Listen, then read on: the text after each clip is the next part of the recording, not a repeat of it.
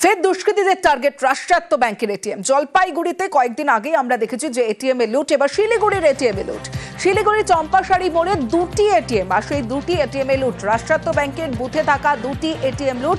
গত সপ্তাহে যেমনটা আপনাদের জানাচ্ছিলাম, জলপাইগুড়ির ময়নাগুড়িতে এটিএম লুট হয়, যেখানে ঘটনায় 4 জনকে গ্রেফতার করা হলো, এখনো অধরা একজন। আর অন্যদিকে শিলিগুড়ির এটিএম লুট, আর সেখানে একই প্রশ্ন উঠছে যে জলপাইগুড়ির গ্যাং কি শিলিগুড়ির সঙ্গে যুক্ত। সরাসরি চলে যাব, পার্থ প্রতিম রয়েছে আমার সঙ্গে, পার্থর সঙ্গে কথা বলবো। পার্থ, ঘটনার অনেকটা সময় পেরিয়ে গেছে, এখনো পর্যন্ত তদন্তে কি আপডেট রয়েছে? এখনো পর্যন্ত পুলিশ কি জানতে পেরেছে? কারণ জলপাইগুড়ির গ্যাংই কি শিলিগুড়িতে কাজ করেছে? দেখো, শিলিগুড়ি পুলিশের তদন্তকারী কর্তাদের কিন্তু প্রাথমিক অনুমান যে জলপাইগুড়ির ময়নাগুড়ির বোলবাড়িতে যে এটিএম লুট হয় সেই কাণ্ডে যারা জড়িত, ইতিমধ্যে 5 জনের মধ্যে 4 জন কিন্তু পুলিশের হেফাজতে চলে এসছে, আর বাকি একজন এখনো অধরা। সেই গ্যাংয়ের সঙ্গে শিলিগুড়ি এটিএম কাণ্ডের কিন্তু যোগসূত্র রয়েছে।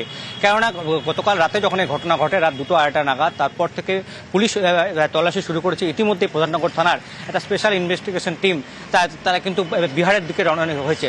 পুলিশ সূত্রে আমরা যেটা জানতে পারছি, বিহার এবং উত্তরপ্রদেশের গ্যাং এর সঙ্গে জড়িত, যেমনটা এর আগে বোলবাড়ির ঘটনার ক্ষেত্রে ছিল। কেননা সেই সময় যে 5 জন দুষ্কৃতী জড়িত ছিল, তার মধ্যে 4 জন ইতিমধ্যে পুলিশে চালিয়ে এসে এখনো একজন অধরা, এবং এখনো কিন্তু লুট হওয়ার টাকার একটা বড় অংশ কিন্তু উদ্ধার করতে পারেনি পুলিশ। এবং স্বাভাবিকভাবেই সেই গ্যাংয়ের সঙ্গে যে শিলিগুড়ির গ্যাংয়ের যোগসূত্র রয়েছে, প্রাথমিকভাবে কিন্তু সেই অনুমান এবং সেই সূত্র ধরেই কিন্তু পুলিশ তদন্ত এগোচ্ছে। আর তাই স্পেশাল ইনভেস্টিগেশন টিম প্রধাননগর থানায় ইতিমধ্যেই কিন্তু বিহারের দিকে রওনা দিয়েছে গতকাল রাতেই। এবং এখন যদিও এখনো পর্যন্ত কোনোভাবে কোনো কিছু ট্রেস আউট করা যায়নি, কারণ সিসিটিভি ফুটেজ যেমন একদিকে নজর থাকতে, বিশেষ করে এটিএমের ভিতরে যে সিসিটিভি ফুটেজ ছিল, সিসিটিভি ক্যামেরা ছিল, তার ফুটেজ সংগ্রহ করছে পুলিশ ব্যাংকের কাছ থেকে। পাশাপাশি আশপাশে এলাকায় যে সিসিটিভি ফুটেজ ছিল, আবাসন হোক বা অন্যান্য বাড়ির ক্ষেত্রে, সেই সব ফুটেজ খতিয়ে দেখেই কিন্তু এই তদন্তে গতি আনতে চায়। কিন্তু প্রাথমিকভাবে পুলিশ জানতে পারছে এই ক্ষেত্রেও কিন্তু 4 থেকে 5 জন দুষ্কৃতী জড়িত ছিল, যাদের সকলের কিন্তু মুখ কিন্তু কালো কাপড় দিয়ে বাঁধা ছিল। আর তাই আগে যারা মনে ঘটনা যাদেরকে গ্রেপ্তার করেছিল, তাদেরকেও কিন্তু নতুন করে পুলিশ জেরা করতে চাইছে। এবং তাদের এই ঘটনার সঙ্গে আর কারা কারা যুক্ত রয়েছে এবং এই গ্যাংই সেখানে কাজ করেছে কিনা, সমস্তটাই এখন তদন্ত সাপেক্ষ। এবং আপনাদের যে ছবি দেখাচ্ছি, দুটো জায়গার ছবি। একদিকে জলপাইগুড়িতে, যেখানে 14ই জুন আপনাদের দেখিয়েছিলাম এটিএম লুট হয়েছিল, অন্যদিকে শিলিগুড়িতে দুটো এটিএম এ লুট হয়েছে। এবং আপনাদের মনে করিয়ে দেব, জলপাইগুড়িতে ব্যাংক কর্মীর পর এবার শিলিগুড়িতে কলেজ ছাত্রী। এটিএম লুট ঠেকাতে তৎপর কলেজ ছাত্রী, কারণ গভীর রাতে, রাত 2টো নাগাদ পড়াশোনার সময় এটিএম লুট টের পান ছাত্রী।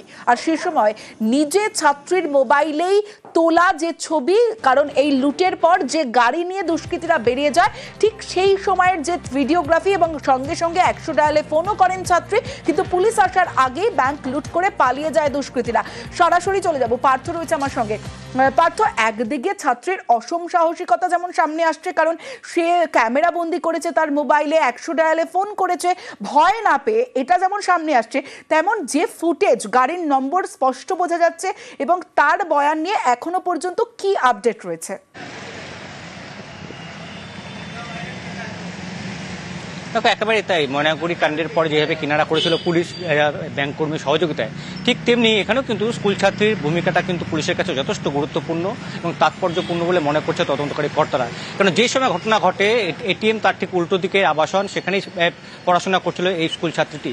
এবং স্বাভাবিকভাবেই যখন সে আওয়াজ পায়, এবং অত রাতে 2:08 নাগাদ যখন কেউ এটিএমে ঢুকছে, সে দেখতে পায় জানলা দিয়ে, এবং তারপর দেখে যে একটা গাড়ি সামনে দাঁড়িয়েছে, এবং মুহূর্তের মধ্যে প্রথমে একজন, পরবর্তীতে গাড়িতে থাকা আরও বেশ কয়েকজন এটিএমে ঢোকে। তখন তার সন্দেহ হয় এবং সে কিন্তু কিছুটা হলেও ভয়ে কাঁপছিল, কিন্তু তবুও সে জানলা দিয়ে উঁকি মারছিল। এবং তৎক্ষণাৎ সে কিন্তু 100 ডায়ালে ফোন করতে থাকে, কিন্তু 3 থেকে 4 বার ফোন করলেও রিং হয়নি। স্বাভাবিকভাবে পুলিশের কাছে খবর যেতে দেরি হয়। পর মুহূর্তে যখন এই দুষ্কৃতীরা সেই এটিএম থেকে লুট করে যখন পালিয়ে যাচ্ছে এবং চারপাশ স্প্রে করে যায়, চারপাশ ধোয়াটে হয়ে যায়, সেই সময় কিন্তু এই কলেজ ছাত্রীর সে তার রুম থেকে সে কিন্তু নিচে নেমে আসে এবং সে ভিডিও করে যে গাড়িটি তারা করছিল। তারপর সে তার বাবাকে ডাকে, এবং তারা যখন এগিয়ে আসে, তারপরে পুলিশ ঘটনাস্থলে। স্বাভাবিকভাবেই এই কলেজ ছাত্রী যে অসম সাহসিকতার পরিচয় দিয়েছে, তা অবশ্যই পুলিশের কাছে গুরুত্বপূর্ণ, এবং তার বয়ানও কিন্তু তদন্তকারীদের এই ক্ষেত্রে তদন্তে কিন্তু অনেকটাই সহযোগিতা করবে। কেননা ঠিক কোন সময় তারা এসেছিল, কজন ছিল, পুরো বিষয়টি এই ছাত্রীর মুখ থেকে বয়ানে কিন্তু পরিষ্কার হবে, এবং এই এটিএম কাণ্ডের তদন্তে গতি আসবে, এমনটাই মনে করছে তদন্তকারী কর্তারা। বেশ।